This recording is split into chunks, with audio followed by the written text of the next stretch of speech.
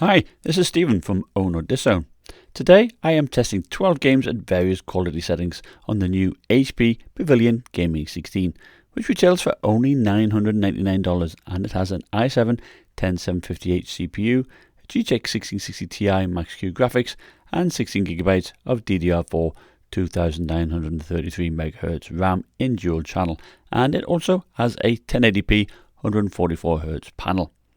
At the end, I will compare it to several laptops so you can see how its gaming performance compares.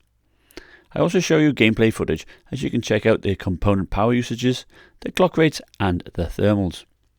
There are no power profiles or fan control, so everything is stock with the power slider to the max performance. I put a link in the description to the HP store, and the full review will follow, so make sure you're subscribed to catch that. Now first up is Battlefield 5 using DX11 on the Rotterdam map. Here it is at ultra settings, and we are getting very good frame rates. The PL1 is set to 45 watts and the CPU holds a good clock rate with 97% of GPU utilization. CPU temperatures get to about 85 degrees, which I don't think is too bad considering I haven't tried undervolting yet. So at ultra we get 86 FPS and get good scaling as we lower settings. The Pavilion has a 144Hz panel, so at low we get close to that. 1% lows are okay, and I didn't see any clips, so all in all, the HP Pavilion Gaming 16 handled it very well. For Call of Duty Warzone, I tested higher settings and lower settings, with no motion blur or ray tracing. And this footage is using higher settings. The only issues I had were Wi-Fi related. I would get lag and it would jump all over the place at times. In Fortnite, they actually kicked me out because of it. Now it uses a Realtek card, which is good when you're fairly close to your access point, but not so good when the signal has to pass through a few walls. Unfortunately, there is no RJ45 port to hardwire in. The frame rate was pretty good, and again the thermals were fine with the CPU getting to about 85 degrees, and the 1660 Ti Max-Q, which is a 60 watt part, was steady at 75 degrees. Dropping down to the lower settings gave a 40% improvement in frame rate, and the 1% lows were around 50 FPS. I use the opening sequence in control to measure the frame rate, and here it is at high settings. The 10758 only needs 35 watts to hold 4200 MHz in this game, and we still get 98% utilization. With the lower watts, the CPU is cooler too, running at around 75 degrees. At high settings, we get 47 FPS and 1% lows of 35. Now this is quite a taxing game, but still looks great at medium to get over that 60 FPS mark. Scaling is very good as we lower quality settings. For Doom Eternal, I use part of the single player campaign, and this is at ultra settings. The CPU goes up to about 52 watts at times, but the peak temperature was 85 degrees and gameplay was really smooth. 114 FPS is great, and I don't see any need to drop down settings really, as the 1% lows are about 90 FPS. For Far Cry New Dawn, I use the inbuilt benchmark to test the frame rates, but here is some gameplay footage at ultra settings. Now this game really does push the CPU hard, so although it did touch 92 degrees, it generally stayed below 90. The 1660 Ti Max-Q is boosting nicely, and I noticed no dips at all. And I think for $999 you're getting a decent performer. An average of 74 FPS at ultra with a 1% low of 53. This is the type of game you want all the eye candy on, and the Pavilion 16 doesn't disappoint. For Overwatch, I played a match at epic settings and then used its replay feature to measure the lower quality settings. The CPU is at about 48 watts and its clock rate fluctuates between 3500 MHz and 4300 MHz with a steady 75 degrees. Again, I saw no dips, which made for a really good gaming experience.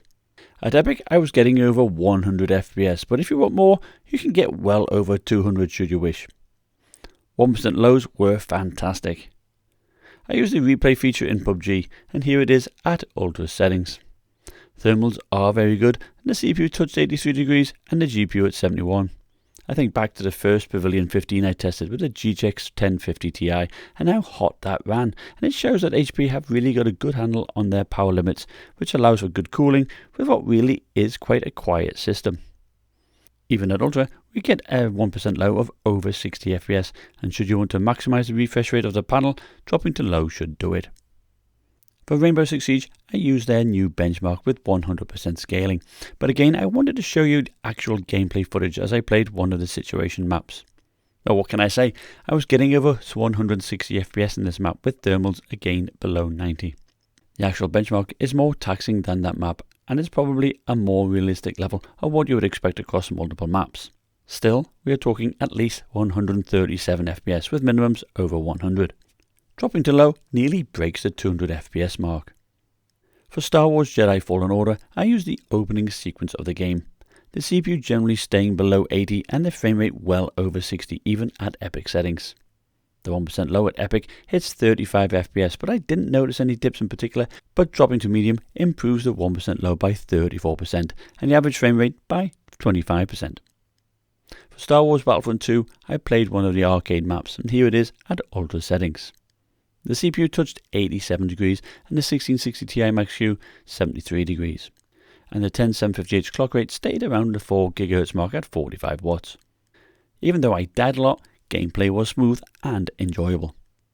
At Ultra, we get an average of 85 and 1% lows of 61, so not bad at all. Dropping to low, we'll get a frame rate to match the screen's refresh rate, but this is a very beautiful game, so I keep all the eye candy on. Far Cry 5 was tested using the inbuilt benchmark, but here is some gameplay footage at ultra settings, as this title showcases any cracks in the CPU cooling. Now it did touch 90 degrees with the CPU at 45 watts, but mostly it stayed in the mid 80s. All in all, I was very happy with it. This time I compared it against a few other laptops ranging from a GTX 1650 to an RTX 2060. I even throw in a GTX 1060 from 4 years ago, so it's good to see that the 1660 Ti Max-Q beats that by 11% and it beats the 1650 Ti by 24%. An RTX 2060 Max-Q is 11% faster, but that laptop is 30% more expensive, and both have 144Hz panels, so I think this Pavilion is decent value.